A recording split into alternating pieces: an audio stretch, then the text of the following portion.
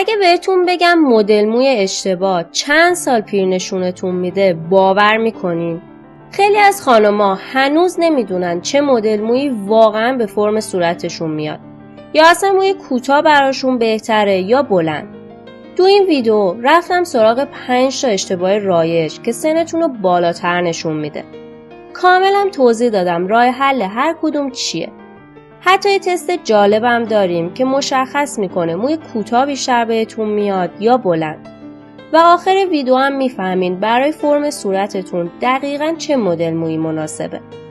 اگه میخواین فقط با مدل مو حداقل 10 سال جوان‌تر بشین، تا آخر این ویدیو با من باشین. سلام، من مینام و اینجا کانال چی باشه استایله. اشتباه اول، موهای خیلی بلند. خیلی از ما عاشق موی بلندیم. اصلا دست خودمونم نیست. انگار موی بلند همیشه حس جذابیت و حتی جوونی میده. اما یه مشکل مهم وجود داره.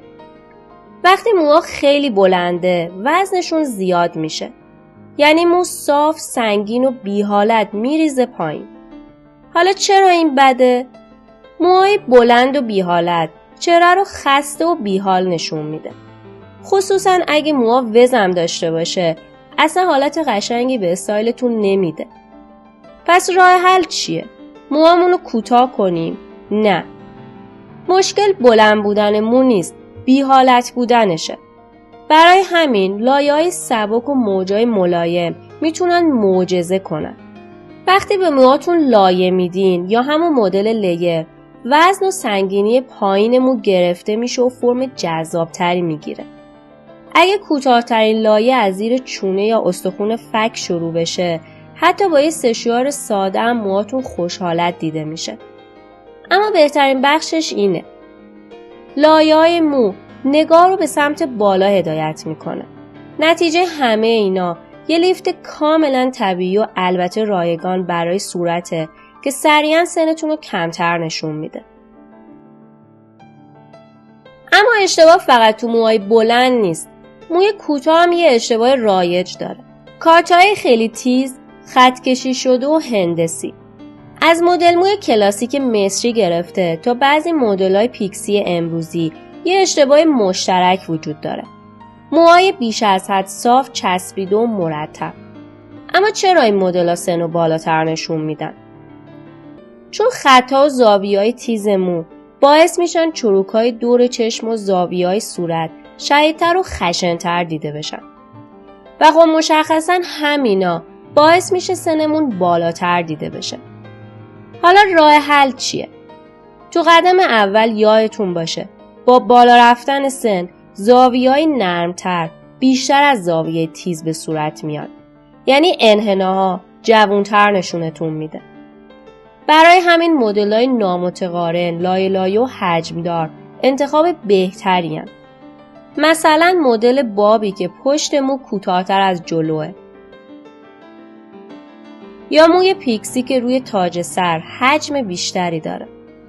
این مدل‌ها صورت رو شادابتر و جوانتر نشون میده.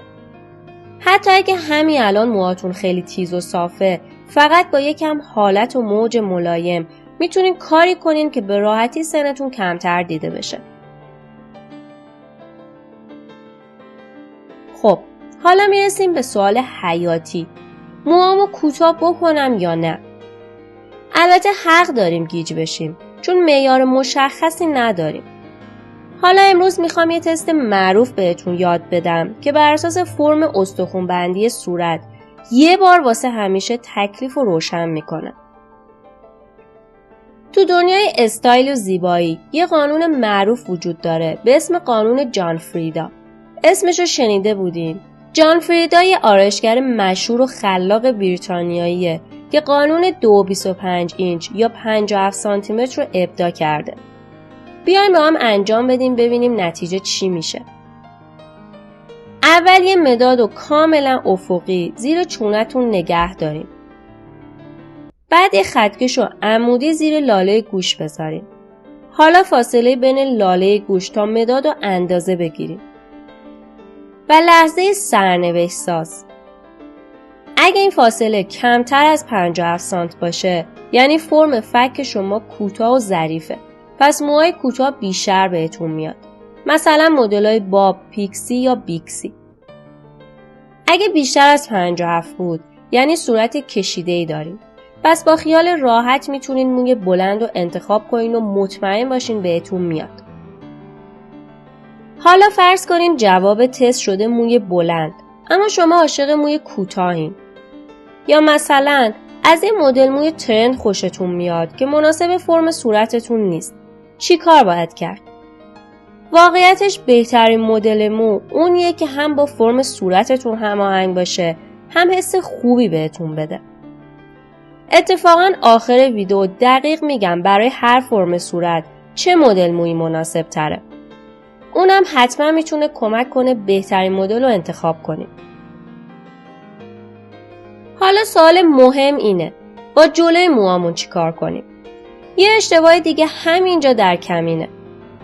یه باور قدیمی اینه که موی چتری چین و چروک پیشونی رو مخفی میکنه و خب به نظر درستم میاد.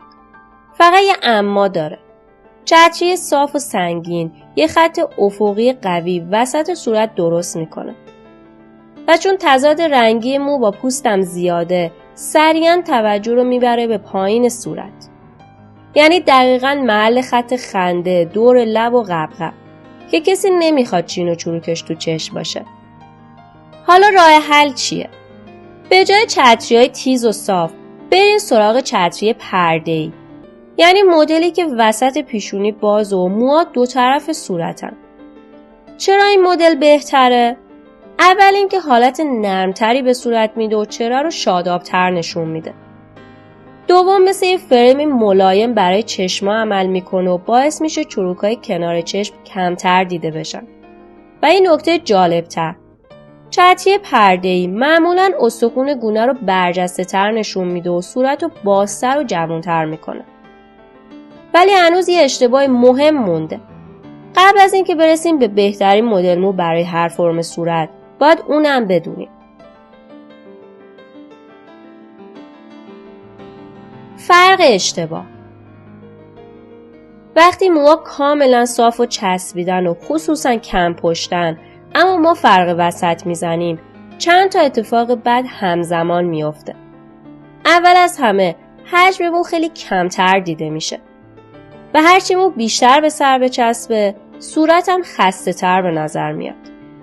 از اون طرف فرق وسط کاملا قرینه باعث میشه تقارن صورت بیش از حد تو چشم بزنه و این موضوع چروکای یا افتادگی‌های صورت رو بیشتر نشون میده. راه حلش چیه؟ فرق کج یا فرق نامنظم. همین تغییر کوچیک فوری ریشه مو رو حجیم‌تر نشون میده و خط رویش مو پرتر دیده میشه. و یه مزیت مهمتر هم داره.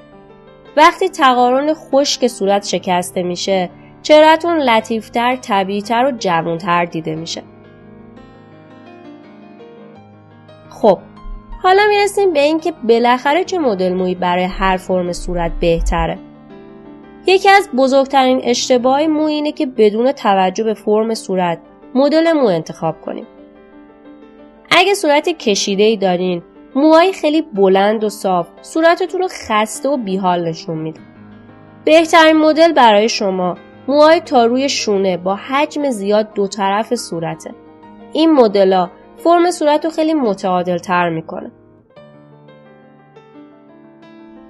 اگه صورتتون زاویه داره، کات‌های تیز و هندسی معمولاً زاویه فک رو خشن‌تر نشون میدن. پس بهترین مدل برای شما موجای نرم و لایه است. حالا صورت گرد. یکی از اشتباه رایج برای صورت‌های گرد چتری‌های صاف یا مدل بابه. چون این مدل‌ها صورت رو گردتر و توپلتر نشون میده. بهترین مدل برای شما مدل‌های کوتاه مثل پیکسیه. اما اگه واقعا موی بلند رو دوست دارین، ترفندش مدل موی لایه لایه خصوصا کنار چون است. چون باعث میشه صورتتون کشیده تر دیده بشه. خب حالا که در مورد مدل مو هرچی نیازه میدونین، فقط میمونه رنگمون. چون ممکنه بهترین مدل رو انتخاب کنید اما رنگ موی اشتباه استایلتون رو خراب کنه. من توی این ویدیو کامل توضیح دادم چه رنگ موهای سن رو بیشتر نشون میده و چه رنگایی باعث میشن چهره جوان‌تر و شاداب‌تر دیده بشه. حتما اون ویدیو رو هم ببینید. چون با ترکیب مدل موی درست و رنگ موی درست مطمئن باشین خیلی جوان‌تر و شیک‌تر دیده میشین. ممنون که تا انتها با من بودین. فعلا خدا نگهدار.